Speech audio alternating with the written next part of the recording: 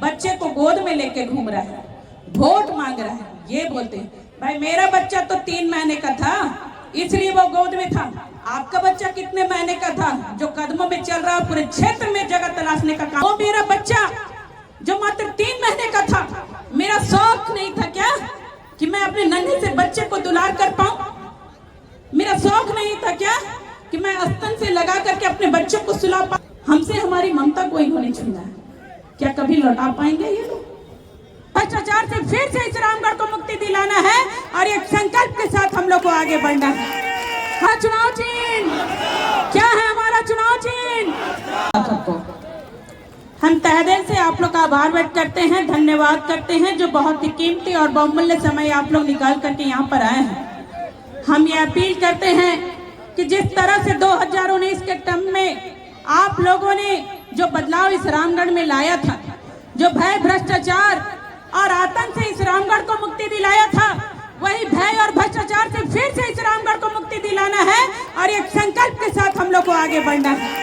हम ये अपील करते हैं, लोग यहाँ पर आ रहे हैं, कई सारे वादे करके जा रहे हैं, लेकिन हम ये आपको बताना चाहते हैं जो माननीय मुख्यमंत्री हेमंत सोरेन जी ने जो वादा किया है, और ये हमारी सरकार है जो पहले काम करती है उसके बाद आपको दिखाने का काम करते कि हमने ये काम किया है।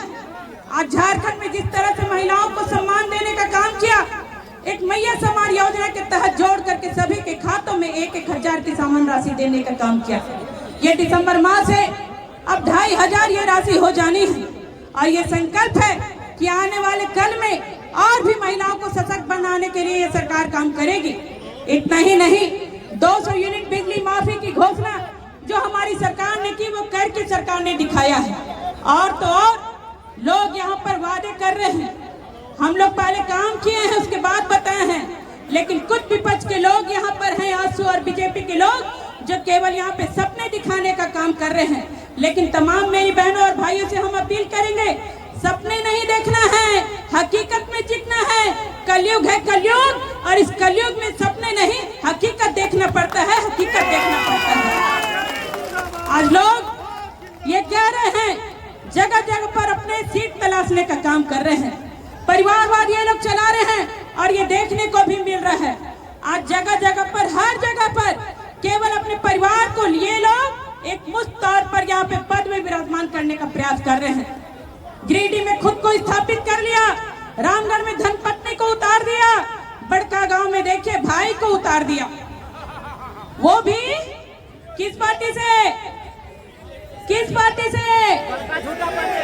पहले वो आंसू से चुनाव लड़े और जब बड़का गांव का सीट बीजेपी को चला गया तो इनको तो मलाई खाने की आदत है।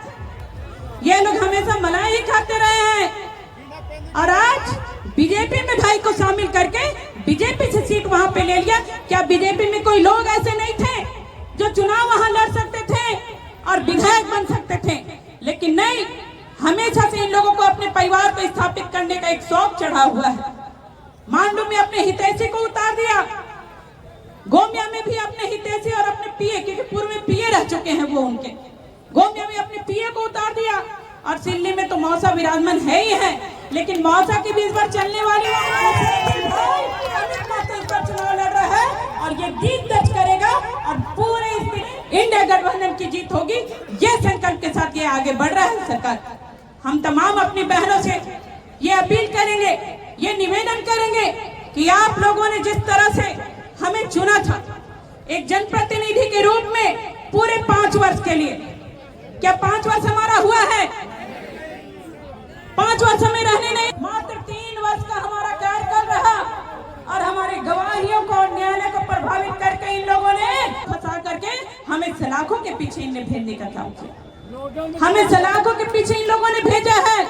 भाई राजनीति है, राजनीति हमसे कीजिए, फील्ड में आके राजनीति कीजिए, घर में घुस के राजनीति करते हैं, मेरे बच्चे पे लांछन उठाते हैं कि ममता देवी का पति बच्चे को गोद में लेके घूम रहा है, वोट मांग रहा है। ये बोलते हैं भाई मेरा बच्चा तो 3 महीने का था इसलिए वो गोद में था। आपका बच्चा कितने महीने का था जो कदमों में चल रहा है, पूरे क्षेत्र में जगह तलाशने का काम कर रहा है, परिवारवाद लाने का काम कर रहे हैं। हम ये बताना चाहते हैं कि मेरी ममता का क्या कसूर था? मेरे दूध में बच्चे का क्या कसूर था? वो मेरा बच्चा जो मात्र 3 महीने का था, मेरा शौक नहीं था क्या कि मैं अपने नन्हे से बच्चे को दुलार कर पाऊं? मेरा शौक नहीं था क्या कि मैं स्तन से लगा करके अपने बच्चे को सुला पाऊं? लेकिन ये पीड़ा भी, ये शौक भी हमारा छीन लिया। हमसे हमारी ममता को इन्होंने छीना है। क्या कभी लौटा पाएंगे ये लोग? क्या कभी लौटा पाएंगे मेरा वो बच्चे का बचपन?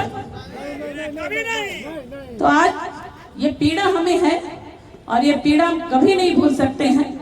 लेकिन आज भी हमारे अंदर बदले की भावना नहीं है। आज भी हम बदले की भावना से राजनीति नहीं करते हैं।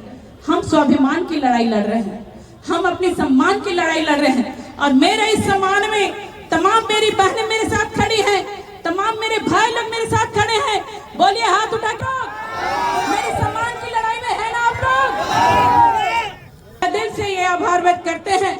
और आने वाले इस 20 तारीख को जो मतदान दिवस है, इस दिन आप लोग अपना कीमती और बहुमूल्य समय निकालकर अपना एक एक आशीर्वाद अपनी इस बहन, अपनी बेटी ममता देवी को दें और इस रामगढ़ विधानसभा में फिर से अमन और चैन और शांति का माहौल बने, ये स्थापित करने का एक संकल्प लें, ताकि सभी लोग इसी तरह से मिल करके अपने इस क्षेत्र में रह सके, अपने इस रामगढ़ को एक विकास की गति दे सके। इन्हीं चंद वक्तव्य के साथ हम अपनी वाणी को विराम करते हैं। क्या है हमारा चुनाव चिन्ह? क्या है हमारा चुनाव चिन्ह? क्या है हमारा चुनाव चिन्ह? क्रम संख्या। बहुत बहुत धन्यवाद।